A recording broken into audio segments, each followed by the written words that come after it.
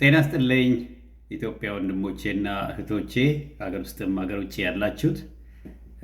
በዚች ቪዲዮ ትላንትና ከለቀኩት ቪዲዮ ተጨማሪ ነው የምነግራችሁ። አንደኛ መልካም ዜና ነው።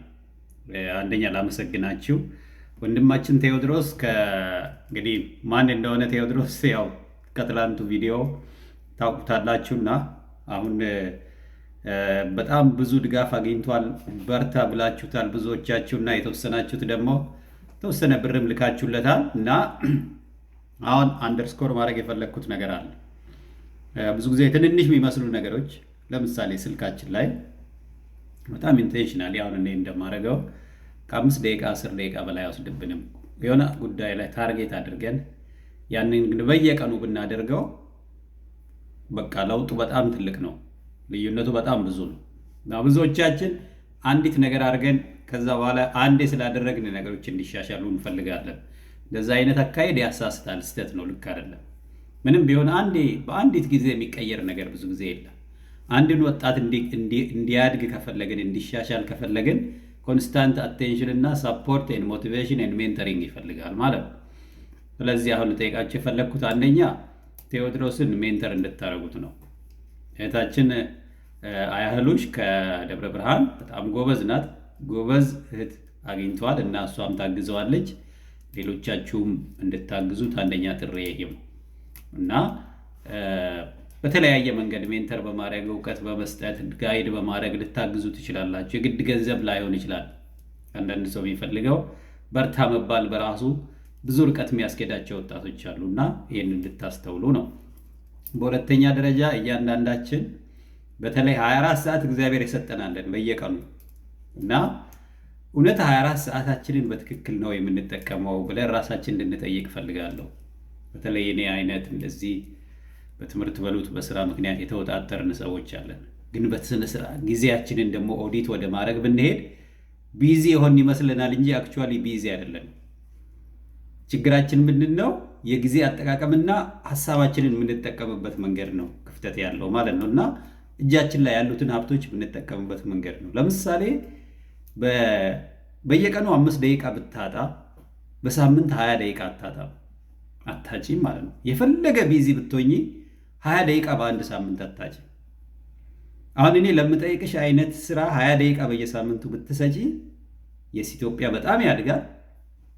ኢትዮጵያ ወጣቶች ይበረታሉ። እኔም በደንብ በረታለሁ። በዙሪያ ያሉ ሰዎችም ይበረታሉ። ከኛ ደግሞ ብዙ የሚጠብቀው ማህበረሰብ የተሻለ ነገር ያገኛል ማለት ነው። 20 ደቂቃ በሳምንት ብቻ ነው መስጠት ያለብሽ። ግን ቁም ነገሩ ምንድን ነው? አንድ ሳምንት ሰጠው ብለሽ ካቆምሽ ባዶ ነው፣ ትርጉም የለውም። አሁን የጀመርሽውን ለሚቀጥሉት 5 ዓመታት 6 ዓመታት በሳምንቱ 20 ደቂቃ ብቻ ብትሰጪ ተአምር ነው የሚፈጠረው። ይህንን በየስ ኢትዮጵያ ነው ያየሁት።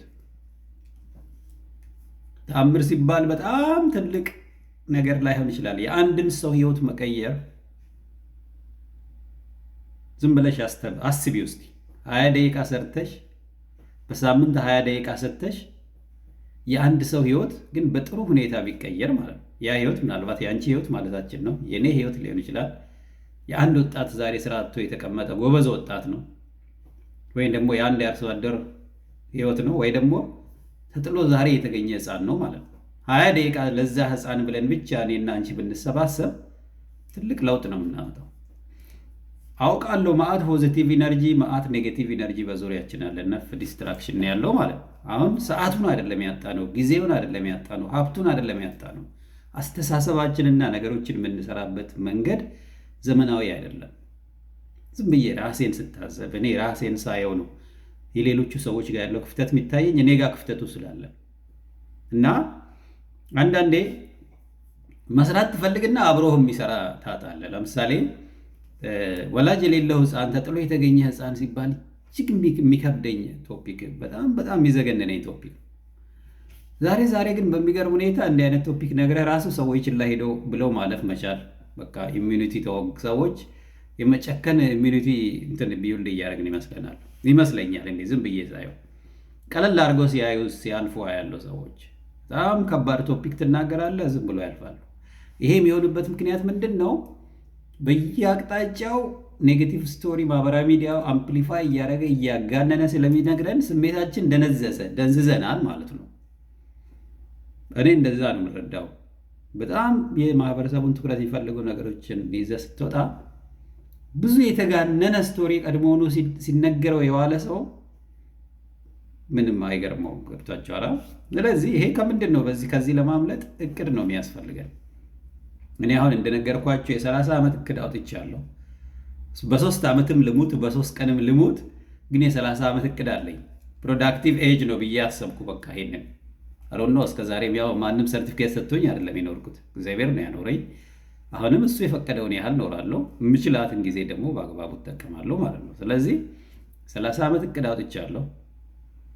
እነኚህ እቅዶች አንዳንዶቹ በእኔ ብቻ የሚሰሩ ናቸው። ሌሎች ደግሞ የእናንተን አይነት ይህን ድምፅ የመስማት እድል ያገኛችሁ ሰዎች ድጋፍ ይፈልጋል። እናንተም ጋር ያ እቅድ ስለሚኖር አብረን ሆነን የበለጠ እናደርገዋለን ማለት ነው እና ኦልሬዲ ጀምረነዋል። እቅዶቻችን ተጀምረዋል። ለምሳሌ የአግሪካልቸር ሊደርሺፕ ኤንድ ኢንቨስትመንት ግሩፕ ተጀምሯል። አሁን የተጀመረው በትንሽ ብር ነው። በሰው ኃይልም ብዙ አይደለም። እመኑኝ የዛሬ 5 ዓመት የት እንደሚደርስ እንዲሁ እርግጠኛ ነኝ። አምላክ ጤና ብቻ ያስጠን፣ ሀገራችን ሰላም ይሁን። ታያላችሁ ምን ያህል ፕሮግረስ እንደምናደርግ ማለት ነው። የደቡብ ምዕራብ ላይ እዚህ ጋር የሚባል የግብርና ኢንቨስትመንት ጀምረናል። አሁንም እሱም ጥሩ እየሄደ ነው። እንግዲህ በእኔ ስትራቴጂክ እቅድ መሰረት እንደዚህ አይነት 8 ሳይቶች ይኖሩኛል ኢትዮጵያ ውስጥ ቢያንስ እና ትልቅ የሚታይ ዋው የሚያስብል በግብርና ማህበረሰቡን የሚያገለግል ገቢ የሚያመነጭ ወጣቶች የሚማሩበት ሁሉን አቀፍ የሆነ ማዕከል ነው ማድረግ የፈለግነው። ምን አይነት ብትሉኝ የወንዶ ገነት ግብርና ኮሌጅ ሐዋሳ ዩኒቨርሲቲ ወንዶ ገነት ካምፓስ አይነት እንደው በሳምፕሉ ኤግዛክትሊ እሱን ባይሆንም ማለት ነው። እንደዚህ አይነት 8 ካምፓሶች ይጠብቁ እና ምን ይፈልጋል ግን ኮንስታንት የሆነ አቴንሽን፣ ኮንስታንት የሆነ ኮሚኒኬሽን፣ አድቮኬሲ፣ ሰዎች አብረው እንዲሰሩ እንዲተባበሩ ይፈልጋል። እዛኑ ያህል ቢያንስ 4 ህፃናትን ደግሞ ከራሴ ልጆች በተጨማሪ ወስጄ አሳድጋለሁ ብዬ ቃል ገብቻለሁ። ለዛ ደግሞ ዛሬ ምን ማድረግ ጀምሬያለሁ? ኢትዮጵያ ውስጥ ያሉትን ወላጅ አልባ ህፃናትን የሚያሳድጉ ቤቶች መመዝገብ ጀምሬያለሁ ማለት ነው። በየቀኑ ትኩረት ሰጠዋለሁ። እንዳረሳው መኝታ ቤቴ ላይ ፕሪንት አድርጌ አስቀምጫለሁ። እንደዚህ በጣም የታሰበበት ስትራቴጂክ የሆነ ህይወት ዛሬ ማደርጋት እያንዳንዷ ሰዓት ኢንክሉዲንግ ዚስ ኮሚኒኬሽን አሁን እዚህ ጋር የምናገራት ጭምር እንዴት አድርጋ የኔ 30 ዓመት ጋር እንደምታደርሰኝ በምሳሌ ለወጣቶች እያሳየው እሰራለሁ ማለት ነው። ካልሆነ የኔ እህት የኔ ወንድም መታለላችንን ማቆም አለብን። እንዲሁ እያየን ዘመናዊ ባሮች ሆነን መሞት የለብንም ማለት ነው። እኔ አዱን ነው እናንተ እንዴት እንደምታዩት ዘመናዊ ባርነት በደንብ ይታየኛል። በደንብ ብዙዎቻችን ዘንድ በጣም የተማርን የምንባለው ኢትዮጵያውያን ዘንድ ዘመናዊ ባሮች መሆናችን በደንብ ይታየኛል። ግን ሌሎቻችን ችላ ስንለው ለምን? ቢኮዝ እዛ ጋር ስላላሰብን ነው። የኢትዮጵያ እናቶች የራሷ እያረረ የሰው ታማስ ስላለች ብለው ያሉት ምን እንደሆነ ያ ሎጂክ የሚገባን ከሆነ ዘመናዊ ባርነትን ለመረዳት አይከብድንም። ሀገር ውስጥም ያለ ዘመናዊ ባሪያ አለ፣ ሌላ ሀገርም ያለ ዘመናዊ ባሪያ አለ። እድሉን የሚያባክንና መስራት እየቻለ ተረጂ የሆነ ሀገር ማለት ነው። ኔቨር ይሄንን ለልጆቼ እኔ ጸጥ ብዬ ማስተላለፍ አልፈልግም። ይሄ ዘመናዊ ባርነት ነው። ኦኬ እና ጸጥ ብለን ይሄንን እንትን ማለት የለብንም ማለት ነው። ስለዚህ እንደዚህ አይነት ቁጭት ካለባችሁ የ30 ዓመት የ50 ዓመት የ40 ዓመት እቅድ አውጥታችሁ ከሆነ በየቀኑ ያንን ደጋግማችሁ ሰርታችሁ እውነት ማድረግ የምትፈልጉ ከሆነ ኑ አብረን እንስራ ማለት ነው። ትንሽ እንጨክን። በቃ ስልኮቻችንንም ሀብታችንን በአካባቢያችን ያሉትን ነገሮች በሙሉ ለእኛ ሀገር በሚጠቅም መንገድ እንጠቀምበት። ቀስ በቀስ ጎበዝ ፖለቲከኞች ምናምን በቃ ጽድት ያለ ወንድሙን አሳልፎ የማይሸጥ ፖለቲከኛም እናገኛለን። እስከዛሬ የተቸገርነው ምንድነው? ፖለቲካ ውስጥ በደንብ እንዳንገባ በቃ ሰው በገንዘብ ሲቀየር ስለምናይ፣ የሰው ህይወት ዝም ብሎ ሲራከስ ስለምናይ ትንሽ ያቺ ቦታ በጣም ከበድ ስለምትል ነው። በዚህ አይነት የምንሄድ ከሆነ ግን ምናልባት ከኛ አልፈን ለዓለም ለሀገራችን የተሻለ የምናግዝበት ቦታ ካልሆነ ተፎግረን ነው የምናልፈው። ብዙ ብር ይኖረናል፣ ግን ሀገራችን ህዝብ ይለምናል። እንደዚህ አይነት በጣም የሚጋጭ የ3000 ዓመት ታሪክ አለን እንላለን፣ የሚጠጣው ውሃ የለንም። እንደዚህ አይነት የሚጋጭ ታሪክ ውስጥ እንሄዳለን ማለት ነው እና ያ በእኛና በእናንተ እውነት መሆን የለበትም። አብረን እንስራ ላለው በጣም አመሰግናለሁ። ቴንኪው